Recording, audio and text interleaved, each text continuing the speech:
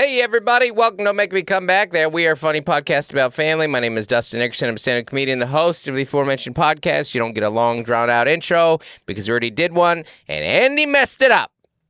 We're off to a bad start. Andy's like, I'm going to a concert tonight. And then he starts sabotaging. No cheers. No cheers for nobody. Celebrating today. No cheers for nobody. I guess that's a... Cheers tonight at his concert. Yeah. And Will. At the Dragon of Snapdragon Stadium, he's going to see his favorite artist, Pink. Yeah. He's going to watch her do all the flips.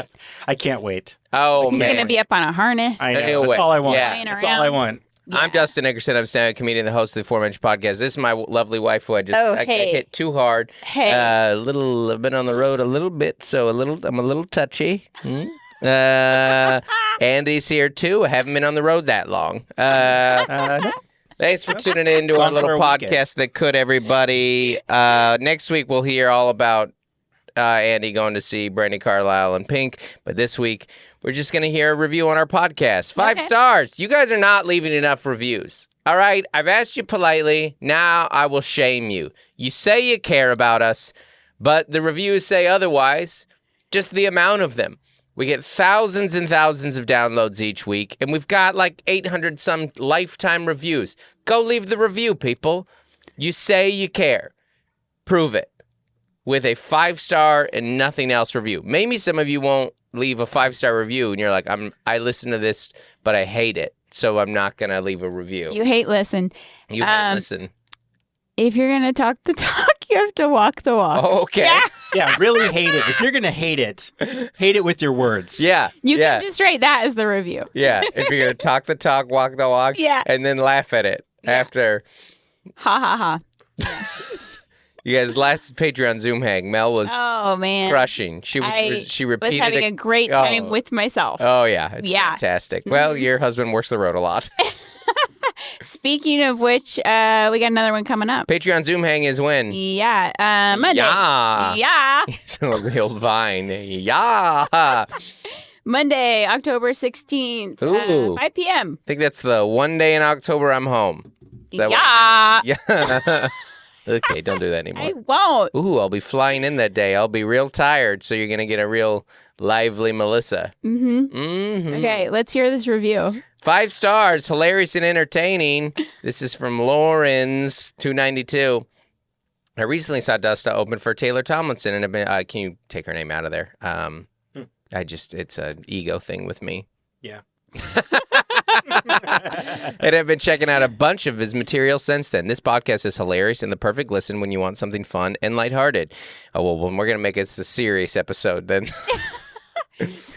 This is hard-hitting stuff here. Even though I don't have or want kids, I enjoy listening to Dustin and Melissa's misadventures in parenting. Through the topics, nice. Though the topics they cover are much more wide-ranging than just family content. Highly recommend. Thank you, Lauren. Thank you so much. Thank you. Anyways, thanks for tuning in, everybody. We appreciate it. We got some tour dates to get to as well. The only one that I have coming up real soon is sold out. I'm sorry, the Mountain, Vancouver, BC. You can't go. It's sold out. Plus, you might not be allowed to travel internationally. I don't know about you. And then December 1st and 2nd, Phoenix, 3rd, Vegas, 7th through 9th, Cleveland, 10th, Cincy, 13th, Columbus, 14th through 16th, Pittsburgh, 17th, Buffalo. I'm going to everywhere cold and awful in December. And then for New Year's Eve, the 29th, 30th, 31st will be in Helium. After that, we go into January. We've got Brooklyn, Philly, Kansas City, St. Louis, February, Portland, Washington. Washington, D.C., that's what I meant to say there. And then Grand Rapids, March, the last 2 tour dates of the tour. Man, I started off really good at this, but then bad. Spokane and Seattle. That's on sale now, Seattle, the Crocodile. Woo! March 10th, Sunday, March 10th. Why did we do a Sunday? Because free parking. This guy cares about you here. That's right. Is everybody good? How is everybody? Fine. I feel okay. Fine. I've been pretty grumpy this last because I got home yesterday and Melissa was like, let's do all this stuff. And it sucked. You had the dumbest stuff. I know. I got off the plane. I know. I scrubbed our kids' bedroom walls yesterday. Yeah. It's really riveting. Cut my hand. Ooh. Yeah. Well, I'm sorry. You also have very cuttable hands. What I mean by that context is she has psoriasis. Yeah, I know. Is they get thin cuts. skin. Yeah. Yeah. In every sense of the word. Literal and figurative. Well, thin skin. Melissa is she was heavily insulted as a child, and that's how I got psoriasis. She was so thin-skinned emotionally that it turned into actual thin skin. A lot of people don't know that's where the phrase comes from. That if you're bullied enough and you take it too personally, actually your skin does, and then you get cold all the time. Yeah, a lot of people don't know that, but I went to college. Has nothing to do with the dry sense of humor. Nothing. None whatsoever. Nice. No, but if you do have a dry sense of humor, at a certain point, your skin starts to get overly dry. Yeah, flaky. Okay. So if you have a dry sense of humor and you can't take a joke, then you're just a skeleton by 50. Everything is shedded. You're just like a snake that molted, but it never grew back. Mm-hmm. And now you're just... They don't have a skeleton. That didn't work out. Because all the moves, This is exactly where we plan to go here. Like a snake, you gotta be flexible. The snake's got a skeleton? Yeah, they got a vertebrae. Yes, they have a skeleton. Yeah, but not like a backbone. No spine. That's all they are. I think that's what they don't have is a spine. No, they right? definitely all they have is a spine. All they have is a spine. I knew it was something to do with spines. I knew there was something spine related. What did you think? Well, they were just like a ball of muscle? Did you know that if you, over a lifetime of not being brave, eventually your spine walks away, goes away? A lot of people don't know that these sayings, they actually come from actual biological. Mm-hmm. So what I was referring to was a snake that is a scaredy cat. It doesn't have a spine. What were you guys talking about?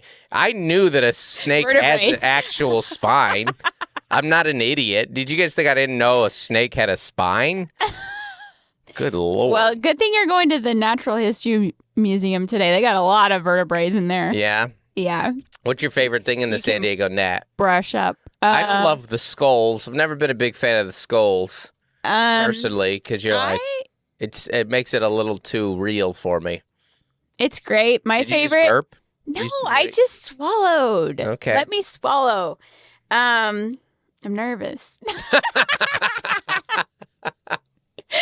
I like the California area. Yeah. With all the regions. It's mostly about fires. Yeah. It's mostly about wildfires. Yeah. But I like the experience of walking through it. Yeah. They should have some fires. They should just be pumping heat on you. They have like a really good like Big Bear kind of display. Yeah. Do you remember? No. Okay. I mean, the phrase, you could say, do you remember? And the answer is 99% no. Okay. I currently don't know where our van keys are located. So yeah, we lost those. Even with the AirTag, they're gone. I also like the upstairs room with like all the dead animals and like boxes and stuff and jars. Oh, yeah. That area is cool. They also have like the scientific drawings even higher up. Yeah. Those are really cool. Keep climbing. There's gems up there. And the videos. If you and the girls pay for like the 3D video, then like it's like you learn via TV. Yeah, we probably won't because we got to save that money for churros, but and celebrate Mexican culture. Claire and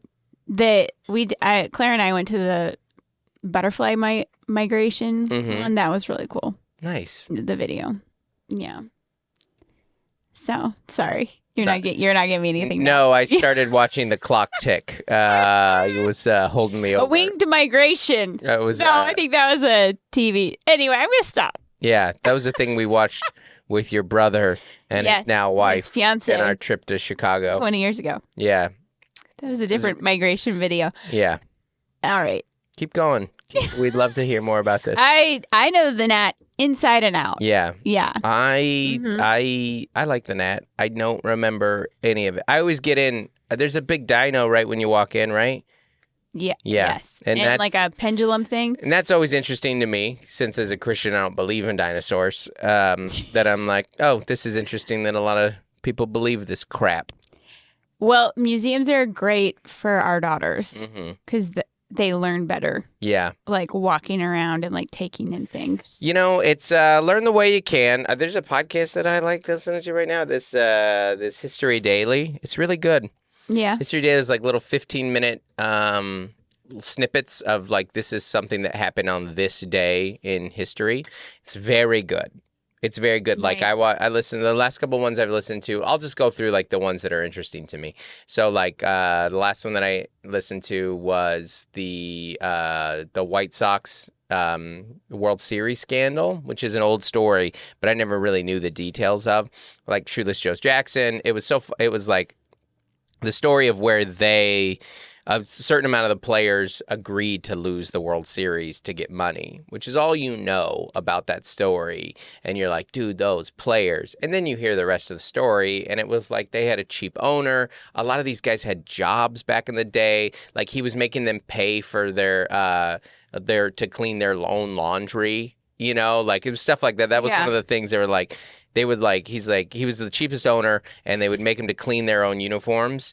And so the players like revolted. They're like, we're just not clean our uniforms then. And he's like, okay, fine, I'll clean. And then at the end of the year, he deducted it out of their pay. Oh my God. And so they're like, we're just going to make money off of you, and we're going to take this thing. And it was a really interesting story at the end of it. Like they got caught, and they go court, and like they get like, convicted, and then like all the documents miraculously disappeared, and you're like, yeah, old school crime. Oh my gosh. That's amazing. They're just like, whoops, the files are gone. Files are gone. So anyways, it was really good. I listened to one about when Nike got founded, and then also like when Netflix got founded, and the next one I got coming is the mysterious death of Edgar Allan Poe, which I'm looking forward to listening to. Pretty interesting. I love history. It's, you know how like I think it's like the most important thing. Like in the same way that a snake's spine is its most important thing, I think just like the bedrock. I think that history is the snake's spine. For a second, I really thought your tone changed so serious. Yeah. I was like, oh no, he's like serious. No. And then you said snake spine. Literally never. When have I? This is how unserious I am. I cannot convince you that I am ever serious. The first time that I think Melissa saw me genuinely cry was about probably 11 years into our marriage. Yikes. And like it was around Christmas. Snorted. At the sink. I was listening to Johnny Cash, and I was grieving the loss of my uncle and to help raise me. And you didn't make fun of me, but you did not know what to do. Yeah. And then that just hurt even more because I was like, oh my gosh, the only person that I really believe loves me with everything they got doesn't know how to, like, is saying everything wrong. And I got mad at you, and then I got mad at me. I was like, this is on me. This is on this guy right here. This is both the times I've cried since, you've handled a little better. She'll go like this, like, I'm sorry. Hey. Huh? A back rub is nice. A little pat. I'm sorry. I can't be held responsible for this. So sorry. I tried. Your annual grief. No, you don't cry annually. It's more like every 7-8 years. Well, as far as you know, yeah. As far as I let you see, even though it's always received so well, I don't know why. The problem is that I disappoint you with my response. No. That's not what it is. I don't think that. I don't know when you're grieving, anyone really can say or do a right thing. I think they just got to be there for you, right? It's the presence. Yeah. That's it. Right. It's too much pressure. I mean, you often do walk away, but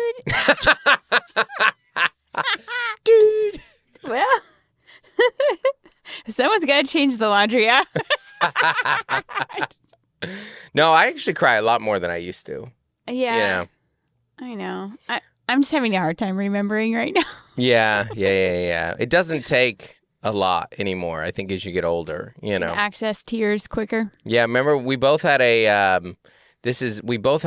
cry. It was a big COVID cry when we were getting rid of some old baby clothes, or we were going through that. Mm-hmm. Remember that? The shed. Yeah. We were going through some old clothes in the shed, and you pull out your firstborn's like onesies, and you're like, I think the problem with like grief or tears is you don't know when it's gonna hit, and so you have, for example, like your grandpa's funeral. You're like, well, that's gonna be just a wild roller coaster of emotions, but then you're like stoic on it, and you're like, why am I like this? Today's the day, and then like later it hit us, and so that's the uniqueness of it. You don't know when and break down. And so you're anticipating it, but you also can't just like conjure it. You don't know when that's gonna end. Sometimes like at a funeral event, like a funeral event at a funeral, it's an event. It is an event. And especially an event like a funeral. To say words or like it's not the time. Well, a lot of time you're planning it and say hi to people and you're support. Yeah, it's a mix of emotions because you actually are seeing a lot of people you haven't seen in a while. So there's an amount of you that's like happy, and like if you are going to be speaking, then you're thinking about that, and you got a lot of stuff to manage as an adult. You only go to so many.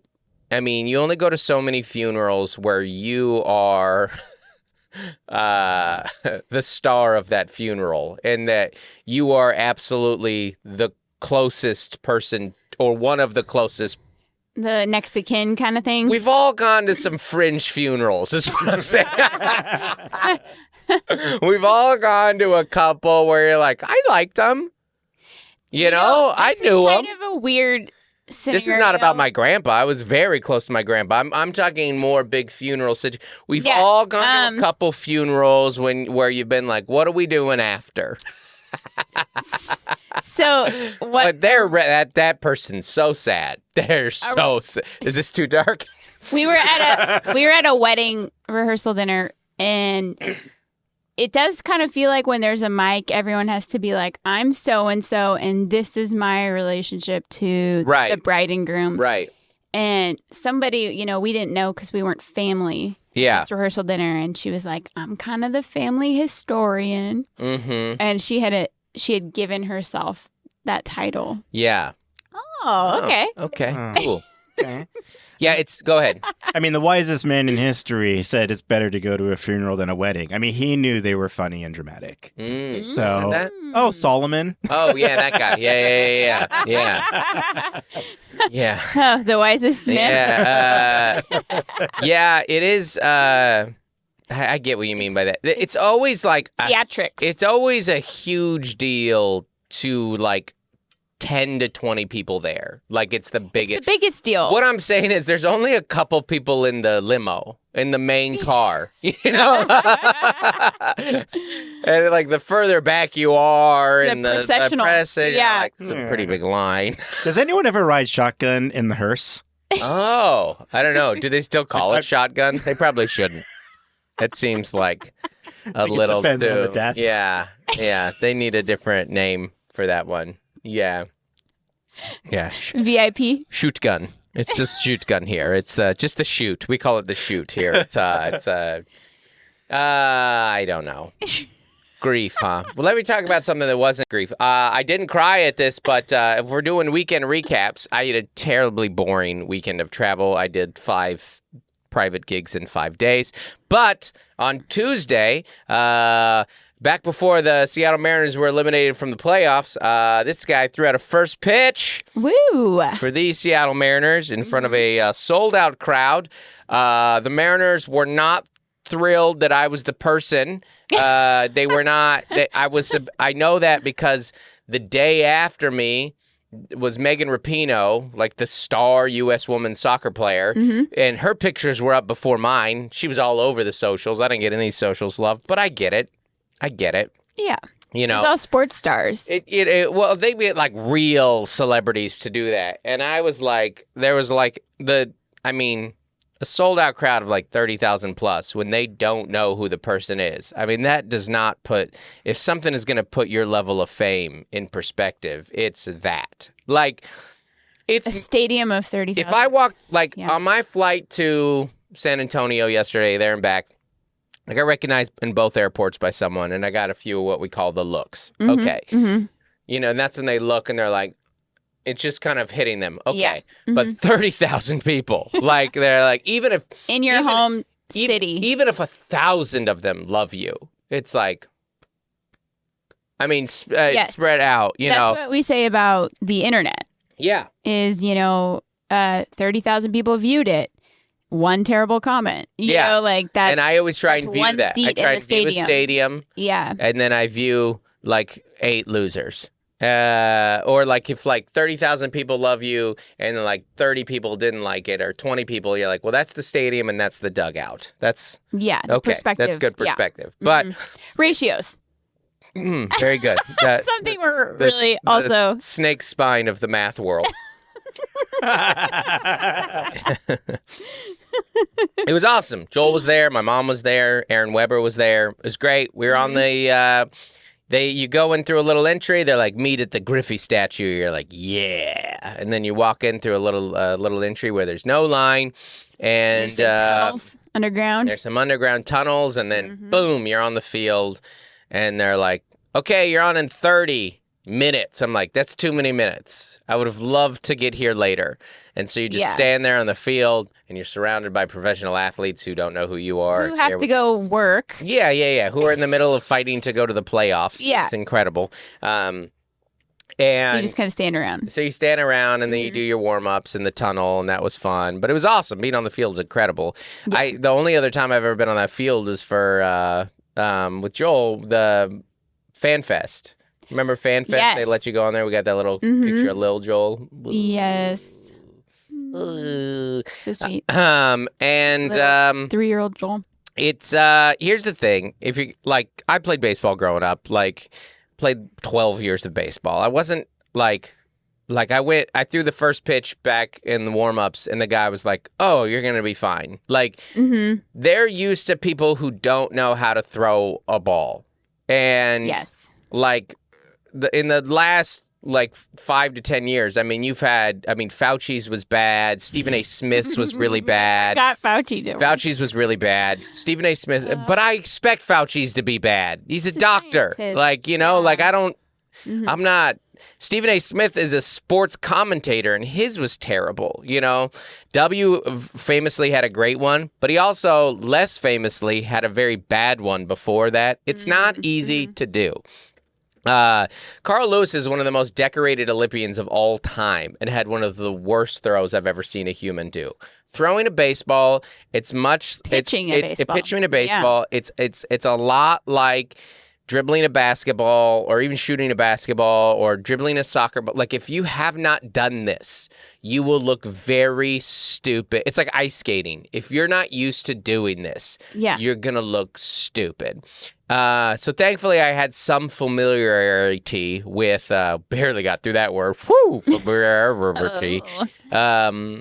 With it, and pitched from the mound. So a lot of people, so when you're in a baseball field, it's flat, and then there's a raised pitching mound. Yeah. That's where the pitchers throw from. So they're actually elevated above it.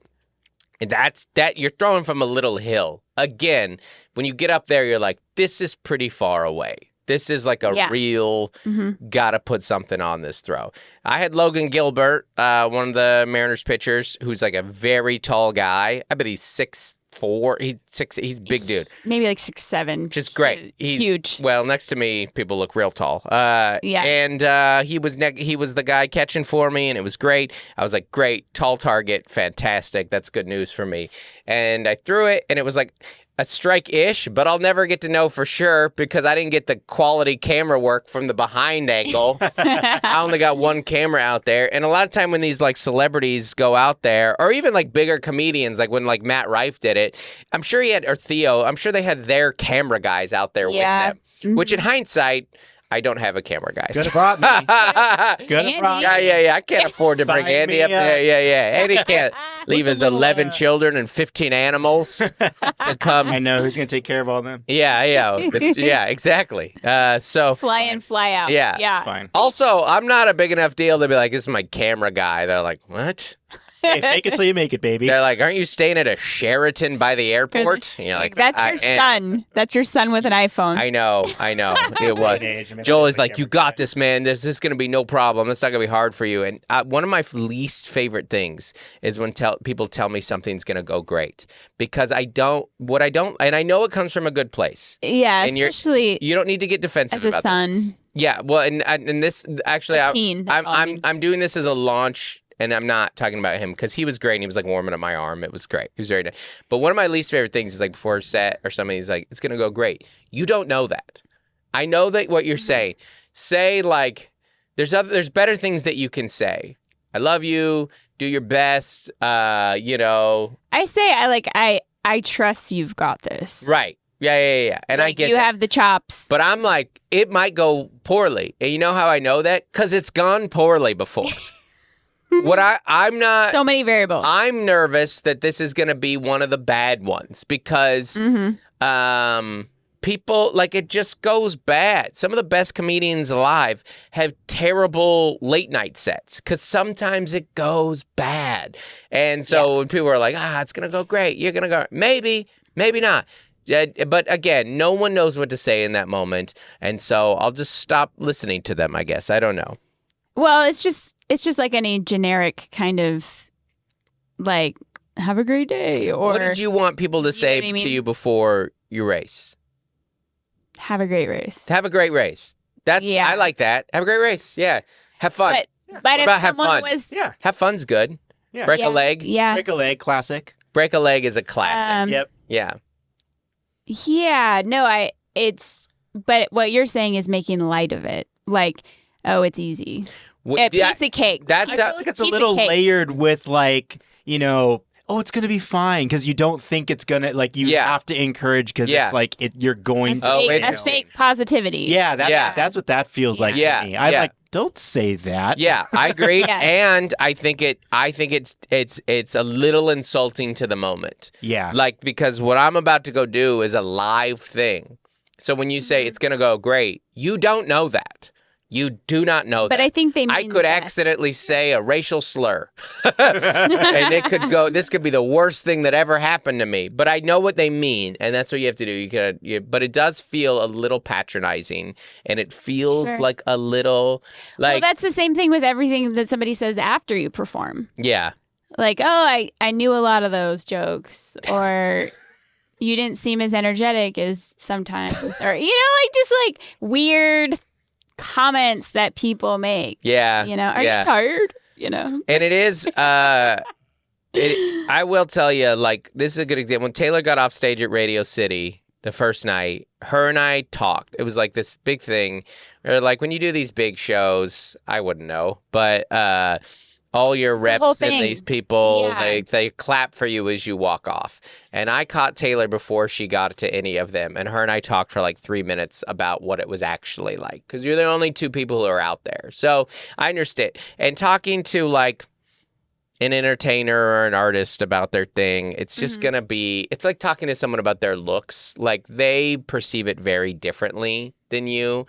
And they experience it very differently than you. So you do just have to be at the point where you take the compliment, because what's that thing of like, if somebody gives you a compliment and you don't take it, it's like them giving you a gift and you rejecting it. Like, don't reject the gift. Even or take it in the worst way possible. That's right. That helps no one. Yeah. Yeah. But yeah. So anyways, Joel was hyping me up, and he did a good job, and it was awesome. And the pitch was like a good pitch. And then Logan, the pitcher, goes, oh, you got a cannon. I wasn't ready for that, which was a little like he was being silly. But also, I think what he's referencing to was like, you threw a lot harder than I expected a pedestrian to throw. it was probably 60 miles per hour. Let's not get crazy. But it had some oomph to it. And I think that they're like kind of ready for like a lob in, you know? Mm-hmm. And I go, That's what I would do. Yeah.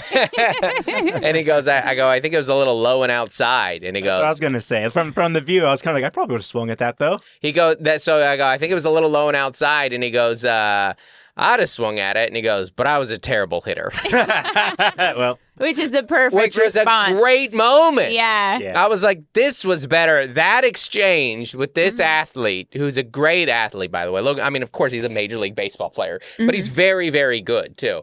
It was such a fun little, like, oh, we're riffing. You're sure. There's a very fast response for him. That's like what you and Tay did after Radio City. It's like a little moment just that you two shared. Yeah. And Logan Gilbert's baseball level to mine is the equivalent of Taylor's fame to mine.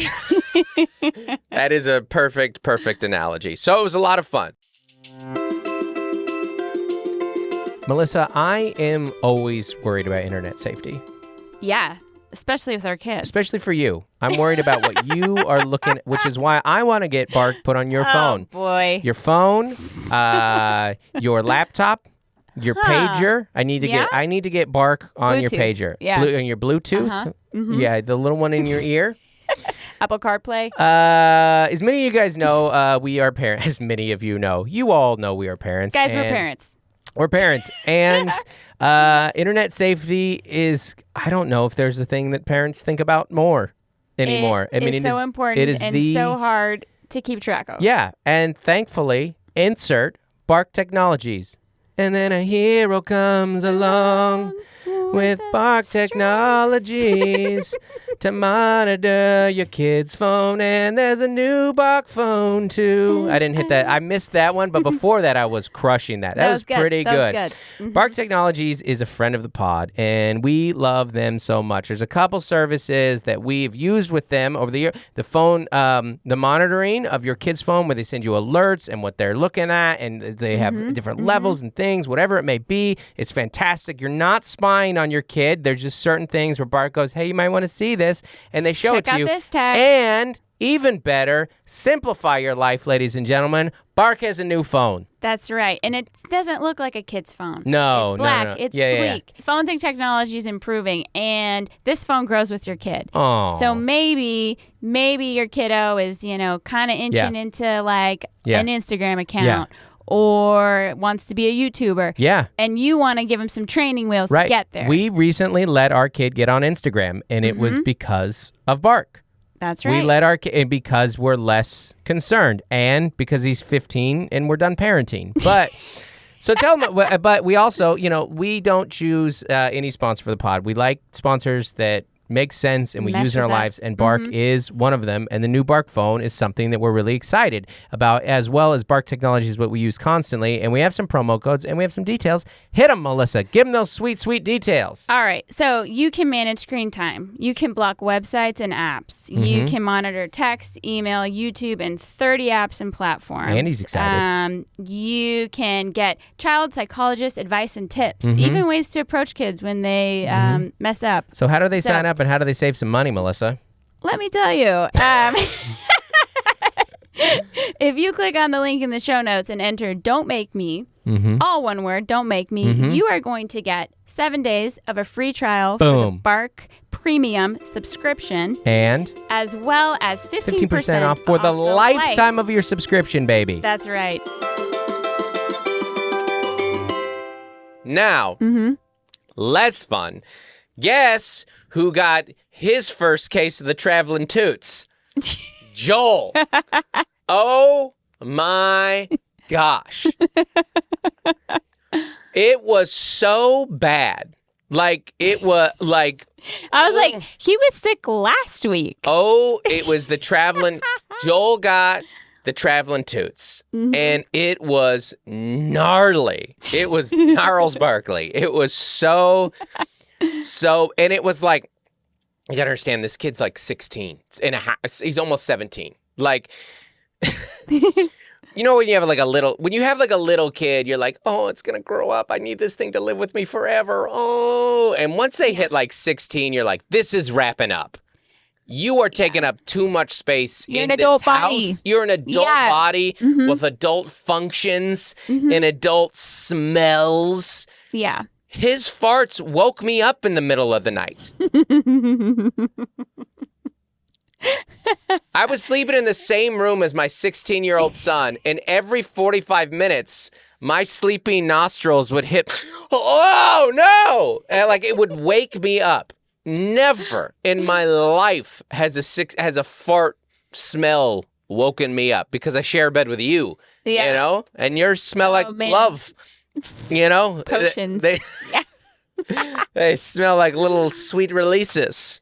Oh man, traveling toots so bad. They happen. The traveling toots happen, and nothing you can do if you're sleeping. No. And he was also in like full vacation mode. Yes. So I mean, like we hit the ground in Seattle, and we went into Pike Place. I mean, first we went to some thrift stores for him. Yeah. And then we immediately go to the U District. We get some ramen, which was fantastic. So that's actually a good healthy start.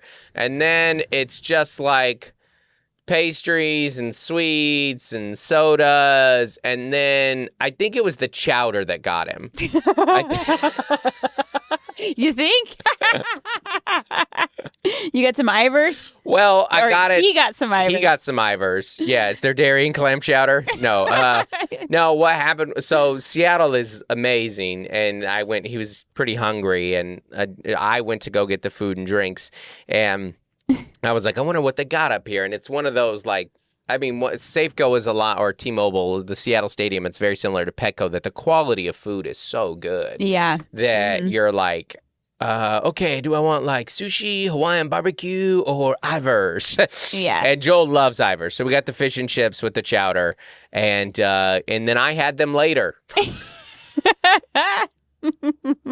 The design of a child's growth is perfect because it is unimaginable that you would ever want that child to leave you. But as they get older, you're like, you have to leave me. Yep. For all our sake. It's not that I love you less. Of course I don't. It's time. It's time. Yeah. Mm-hmm. You're not. It's like, I don't even know what to compare it to because you're just like, this isn't what it was before. Well, they're growing up. Yeah. I don't. What do you mean, like a bird spreading its wings or something? No, learning I just to fly? mean it's taking up too many resources. Ooh, I got it.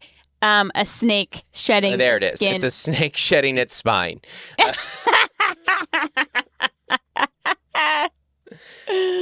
A spineless snake. Yeah. Yes. As your kid gets older, you don't love it any less. But part of loving it is being like, hey man, you gotta go. Yes. You just gotta it's time. You just gotta your showers are too long, your clothes smell too bad, there's like certain, I guess what it is like we were talking about this, like you're like, there's certain like elements, like he needs to have a roommate or potentially later on in his life, a romantic partner, be like, dude, these farts are out of hand. He needs to hear that from someone other than his family. Their parent. Yeah, or because when your dad does it, it's funny. Right. You're like, yeah. And I'm like, he doesn't like the relation. There's no shame in that. Mm-hmm. But like, dude, your college roommate will hit you. He'll punch you and like wake you up and be like, go to the bathroom. You disgusting slob of a human. At one point, I took his pillows he wasn't using, and I put them over his butt in the middle of the night. I was like, there needs to be more barriers between me and this toxin that's leaking from you. It's gross. So it was a good trip. It was a great trip. And we woke up the next day, and he's like, I didn't sleep very well. I'm like, well, neither did I. Thank you. That was your good day of sleep. Yes. Yes. Then didn't he sleep? I mean, vacation mode, he slept till like 11 or noon. This was actually, I'm sorry, this was the next day. This was in Portland the next night. Oh, okay. The day where we had to get up at 4. Oh, So- well, of course. Yeah. Yeah. Well, you guys took your trip. It was great. No, yeah. I threw a strike and then Joel struck me out. That doesn't really work, but it kind of worked. It was great. We have so much to talk about. We do. Melissa Where are we is gonna in go here? full reorg. Melissa's trying to reorganize our house right I now. know. I told my friend that we were doing trading spaces, but I had to pay for everything. Because when Grandpa moved out, Joel got his room. So Yeah. Phase 1 was paint, assemble furniture, get Joel in his room. Phase 2 is get Claire in Joel's old room. And then phase 3 is get Gloria some new furniture for her room. Right. And so it's 3 bedrooms, and then it's like we've donated so much stuff. We lost our keys. I was scrubbing walls. I'm negotiating. Mm-hmm. And then like decor Yeah. and furniture. We had to haul a bunk bed yesterday. Yeah. Nobody wants your used bunk bed. Nobody wants to use bunk bed. Yeah. We tried. Yeah. Bunk, those little Allen wrenches. Yeah. Disassembling bunk beds from IKEA. So it's just been a big old journey. Yeah. Yeah. I mean, if your kids live in a room for 12 years, Yeah. I mean, the amount of stuff Mm-hmm. that you acquire and the dirt, like, and the walls. Right. The back room is very large. It's like a bonus room. And like, I should repaint it, Mm-hmm. but like, I don't have the like mental capacity to do Yeah. that because it's huge. Right, It would take me right. it's probably triple or quadruple this room. I mean, big flex here for You know? now. We have a huge house. All my It's so children. huge. All my children have their own rooms. We have this huge, like, rectangle. Bonus room. I know. Yeah. I think when you have 2 kids sharing a room, you acquire like quadruple the stuff Mm-hmm. because nobody's That's interesting. really taking ownership Yeah. for the room. Yeah. Like it's been the bane of my, like it's been like the thorn in my side. Yeah. Like always Mhm. because the girls' room just like has too much in it. Mhm. And we purge, and then it just all comes back. Yeah. And maybe it's because they're the 2 youngest, Mhm. and they're both neurodivergent. It's You're very always throwing that hard. in there. It's very hard to get rid some of people are stuff just and messy. purge stuff. Yeah, they're children. Yeah. So we did a huge purge, and it's been like a whole thing. Yeah. Yeah. It was a gigantic purge. We purged the keys in the midst of it all as well. So I didn't know. I mean, I had like a magic eraser and a sponge, and I started using like a bleach mix on the walls, like, and the baseboards. Like, we've only had these floors a year. Yeah. And I am just like scraping them. I like, hate. Oh my. because our daughter like has gone through a bead phase, a huge makeup phase, a slime phase, a nail polish phase. All of this is on her floor and the wall.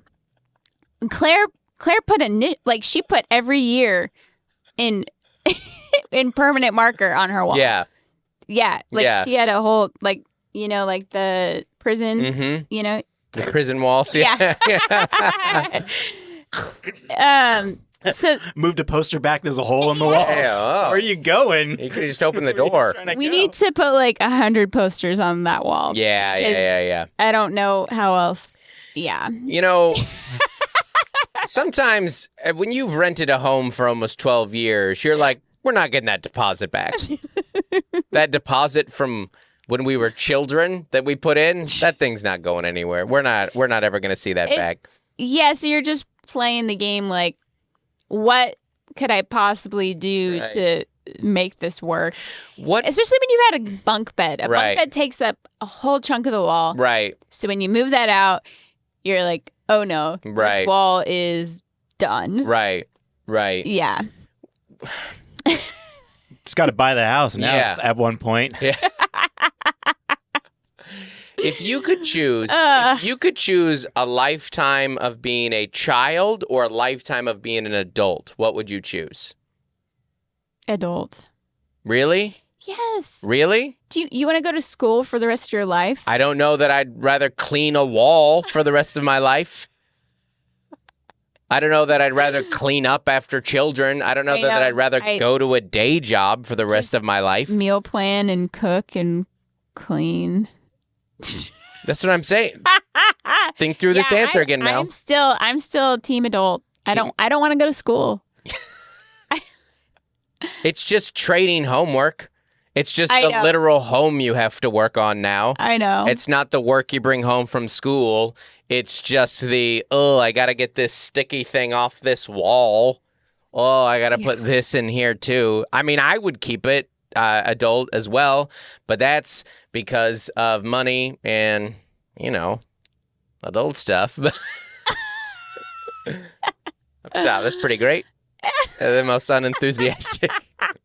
I didn't know where you're going. I don't know, Yeah. I mean, you know where I'm usually going. It's a hard job. I hate being a grown-up most days. Not the whole day.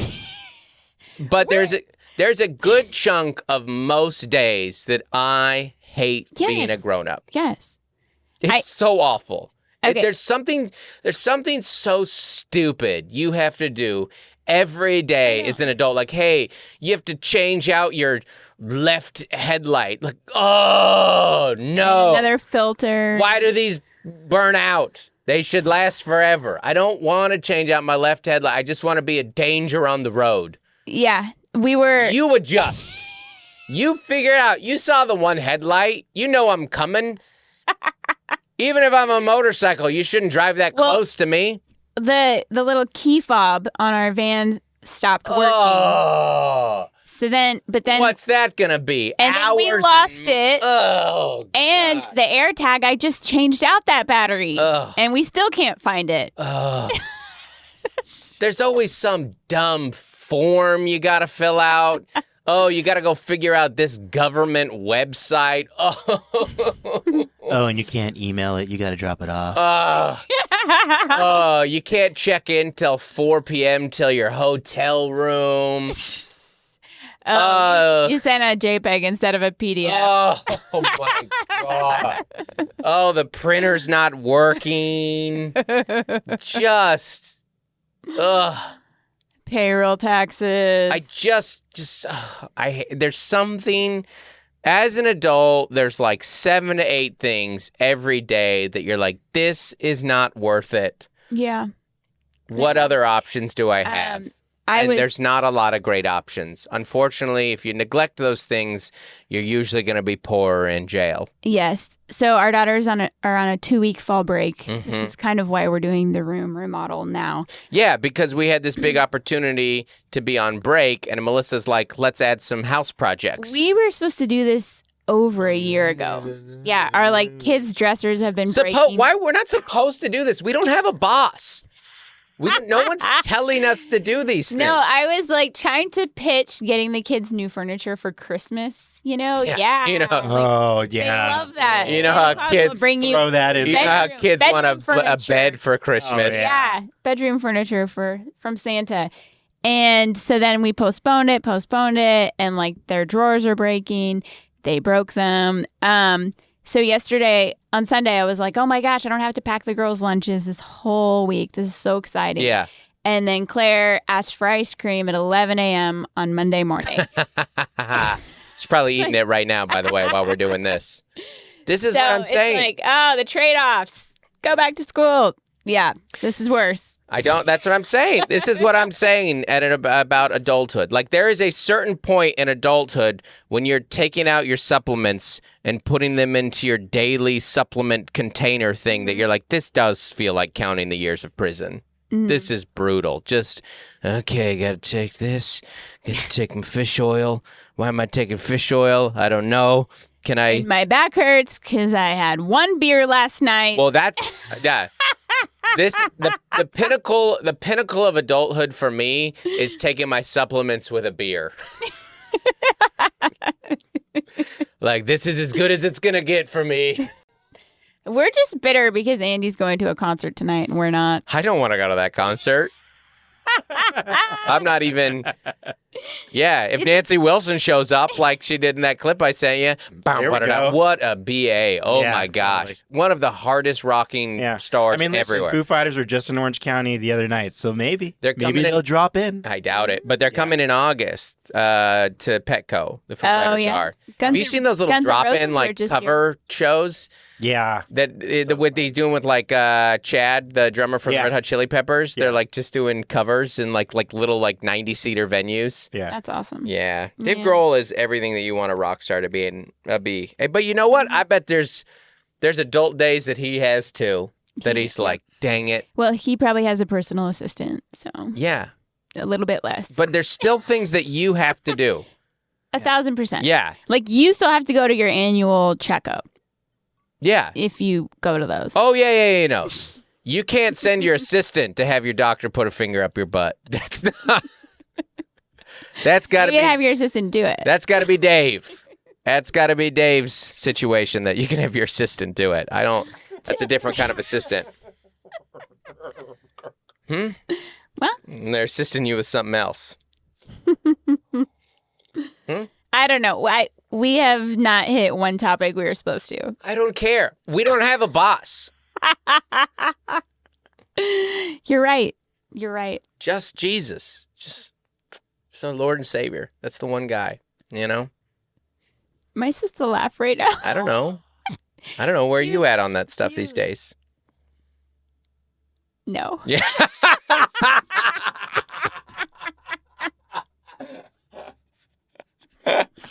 I am lightheaded.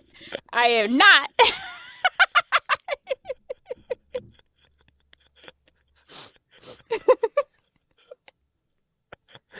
This is one of those episodes where I'm like, was this the best or the worst episode we've ever done?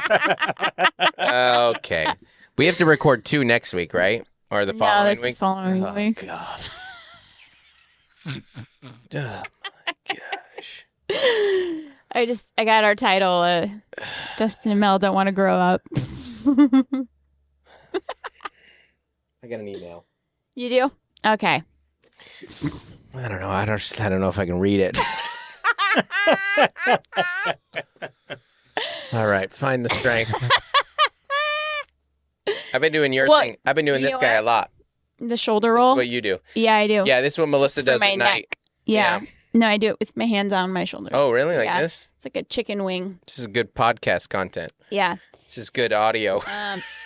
This is how you don't wake up with headaches.